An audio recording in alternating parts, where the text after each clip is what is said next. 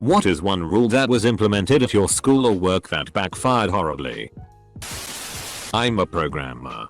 On a previous job, the developers and teams were measured by the number of feature requests they completed. We figured out to subdivide everything to blow it up into the maximum number of feature requests possible. A manager might request a new report.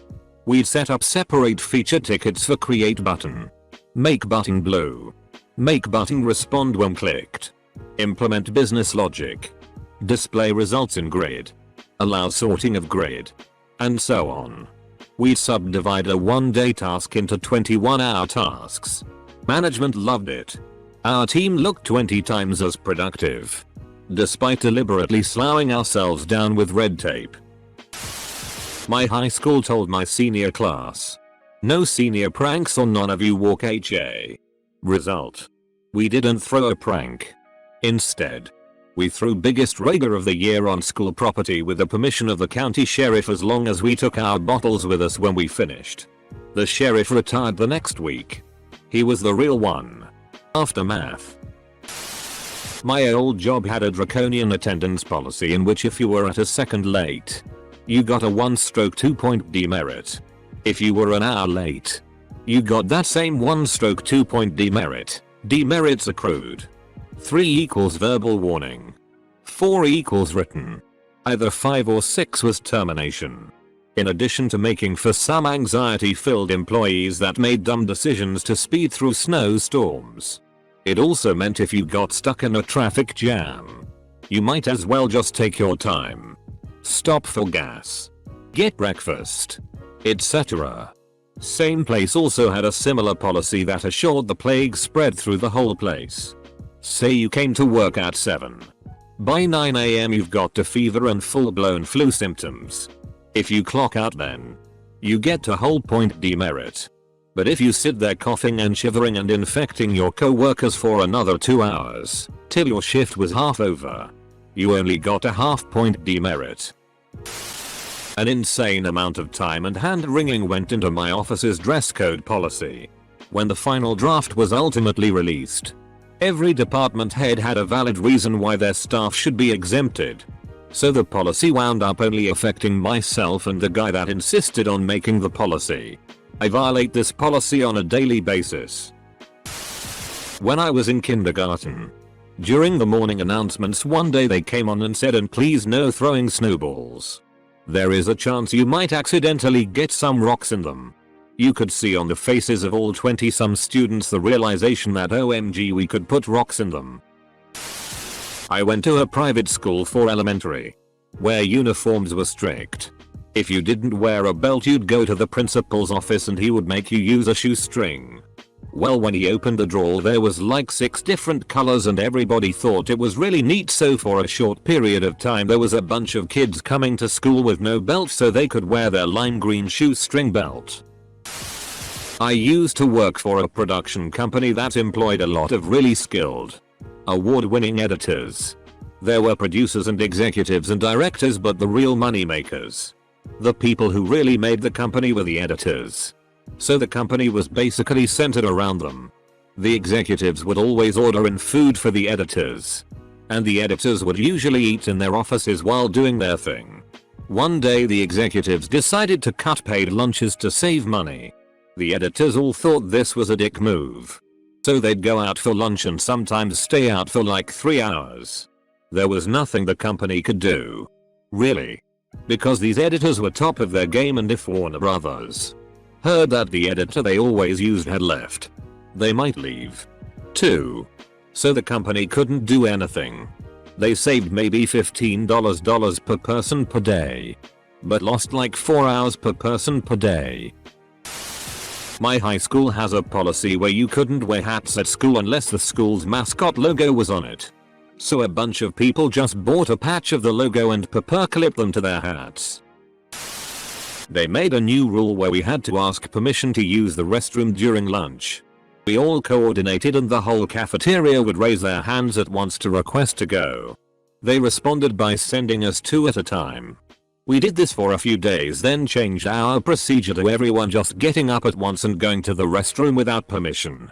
They didn't ever officially do away with the rule, But the teachers on duty in the lunchroom eventually just stopped enforcing it. Edit. It's interesting how many people responded something like my school had the same rule. And how many people said something like WTF. That's the craziest rule I've heard of. Is this even real? Zero tolerance. Which means if you are involved with fighting, you will be kicked out. No questions asked. They think it would means no more fighting. Nope. It means if the bully is beating up a kid, no one would step in. For fear of involving with the fight and getting kicked out. No one would snitch because it means the bully will target you next. And now you are involved in fighting and get kicked out. It is a shitty policy. We implemented the buddy bench for lonely people to sit on and make friends. It was pretty damn expensive and nicely decorated. Someone stole it. Not school, but work. My work just recently tried to implement a new attendance policy that didn't last 24 hours. They changed it so that after 2 unexcused absences in a year you were fired. An unexcused absence is any absence or tardiness. I think you were allowed 4 tardies. When you didn't give your boss more than 24 hours notice. Lock the doors on the HR person or boss that came up with that. Add it to their one previous absence. Fire them. Fix policy. Rehire to teach them a lesson. My school banned all balls over a couple of inches in diameter because someone kicked a football through a window during lunch. Most of us that walked home walked past the woods by the golf course and had a ready supply of golf balls as a result. Golf balls were allowed under the new rules due to their size. 3 broken windows in one lunch period later they weren't. My senior year of high school, some guy in my class got an in-school suspension for wearing a headband. He had long, curly hair, so the next couple weeks almost every guy on the football team started wearing headbands in protest. Keep in mind that girls could wear headbands. Just not guys. No one really understood this rule. Edit. They started a no gum rule that made a lot of junior high kids start a black market for gum. This has probably happened lots of times. One of my teachers spotted a guy chewing and gave him the usual "well, I hope you brought enough for everybody." Whereupon he got up with a fistful of gum and started handing it out. She didn't send him to the principal, but she never tried that line again. My JR high school adopted a policy to not allow kids to loiter in groups of 5 or more in attempts to crack down on gang mentality. This was freaking JR Hi. Anyway, me and my group of misfits, 6 of us, were always hanging out during free times. And the principal eventually stopped us and asked us to separate. I had to casually explain to him that we not a group of 6, but 2 groups of 3 that were intermingling. People caught wind and that rule was basically dead. That was one of the few times I had to explain to my father why he was called into the principal's office with me. I'm to bring you in, sir. But I think you'll want to hear this. Your son has more than 3 friends. You really should be ashamed of how you've raised him. My company, as part of its alcohol policy, said you should not drink for at least 4 hours before coming to work. When engineers got called about production problems over the weekend, they all just had a beer but could be there in about 4 or 5 hours. No running during recess. It was made because some kid in the 2nd grade ran and tripped. So for whatever reason, they restricted running for all grades K-5. Everyone should know that when you ask a 5-10-year-old to not do something, that's the next thing they're going to do. They started running in the halls, the cafeteria, the classrooms, and you bet your ass they ran outside.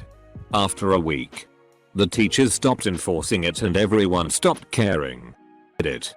No running during recess. It was made because some kid in the 2nd grade ran and tripped. That is the most school thing I've ever heard. We got a new manager for our office. She was an outside hire and was trying to prove herself quickly. And she was obsessed with efficiency. So, her first week here she sent out this very rudely worded email about employees eating at our desks. We have a very small break area for tables and we have about 300 employees here. and that we all had to stop eating at our desks because it was not efficient to eat and try to work at the same time. Through a coordinated effort by some of the more sassy people at the office, they all had their lunches at the same time and filled the break room with about 90 people. Elbow to elbow, and they all ate standing up. Literally. The next day after that happened, she sent out a follow-up email saying that we could eat at our desks, but she advised us to take a break from our work from time to time. It was pretty funny. School I attended emailed the entire student body to not use Yik Yak because students were being bullied on it. All of the students, myself included, who hadn't heard of the app immediately downloaded it and began using it. My high school attempted to ban trip pants and the like. However, due to a hilariously overlooked typo, the student handbook that got sent to students and parents just said students may not wear pants. We had a good laugh and it made the local news. Unfortunately, this does show the quality of high school I went to. Wasn't ready for college, haha. My high school had a really bad problem with students showing up to class 5 minutes late every day. So they tried 3 different solutions. First, they stopped letting us use lockers. They quickly found out that just meant that nobody brought their books to class. Next, they decided to ban use of the restrooms between class periods. Teachers started complaining about everyone asking for a bathroom pass as soon as class started, so that was abandoned after a week or so. Lastly, one week they made a ton of announcements Monday, Wednesday that all students were to be on time for class. Then on Thursday they suspended any student who was late for insubordination. Turns out that included half the football team. This occurred right before the biggest game of the year, in a town of 4,000 people. This game attracts 16,000. So yeah, they gave that up as well. There was rule they put in place my freshman year of high school that if you arrived late, i.e. after first bell, you couldn't park in the parking lot. You'd have to park at the gas station down the highway and walk to school, making you even more late. It stopped after 20 or so people intentionally showed up late to school and made a mass exodus along the highway, on top of a lot of parents bitching. I don't get the logic of rules like this. Oh, you're late to class? Well, let's make you jump through hoops to make you even more late. As punishment. All this does is that when people are late, they'll just leave instead of dealing with that.